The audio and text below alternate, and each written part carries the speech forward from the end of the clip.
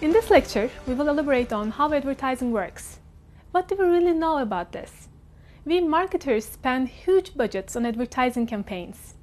That's why we are naturally concerned with how advertising works, how it affects consumers in order to formulate more effective advertising strategies. The first formal advertising model was probably AIDA, which stands for attention, interest, desire, and action. This model suggests that these are the 4 stages that consumers go through when they are exposed to an advertisement. According to this model, the most important role of an advertisement is to attract consumers. Attention is usually grabbed by the use of image, color, sound, layout, size, interesting taglines, and celebrities. Advertisements should be designed to attract consumers so that when they see it, they will attend to it and start reading it. Once an ad grabs attention, it also has to invoke consumer interest towards the product so that consumers will read more about the brand being advertised. By the use of an attractive subhead or by use of different executional frameworks or advertising appeals, interest can be invoked. After creating an interest, the ad has to establish desire in the consumer's minds to use the product. The element of desire is usually created either by the use of product information, where we explain the necessity of buying the product and the features of it, or by establishing an emotional bond with our consumers. Finally, the ad has to convince and initiate the consumer to take a favorable action towards the product by ultimately purchasing it. AIDA is a single model that helps us tailor how we create our advertisements. Hierarchy of effects model, which is very popular in advertising theory, emerged based on the AIDA model. Hierarchy of effects model explains how advertising affects consumers' buying process. It suggests that consumers move through a step-by-step process as they are exposed to advertisements and move toward a purchase behavior. The model suggests that a purchase will only be made when all steps in the hierarchy of effects have been completed. These steps are awareness, knowledge, liking, preference, conviction, and behavior. These 6 steps can be split into 3 stages of consumer responses: cognitive, affective, and conative.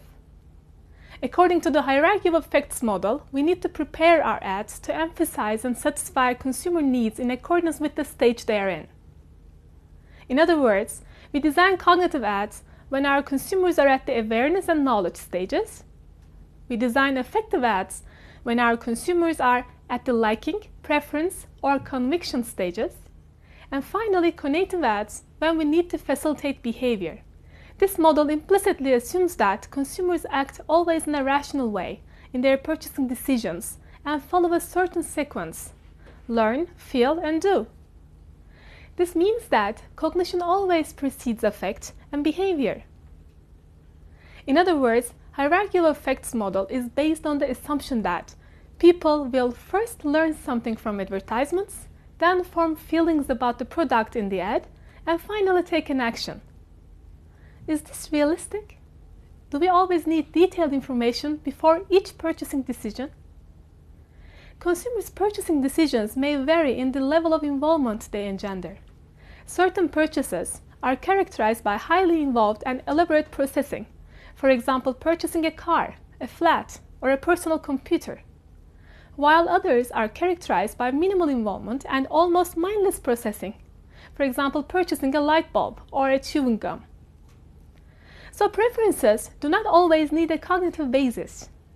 We may just establish preference for a brand because it is recommended by a friend, without actually having information about the product features in detail.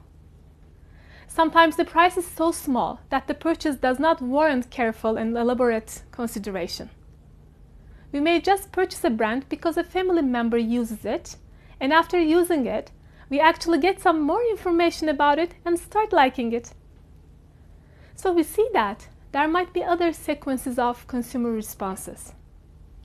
In contrast to the economics paradigm, which suggests that consumers are rational, some theories actually pay little attention to cognition and focus on effective responses of consumers.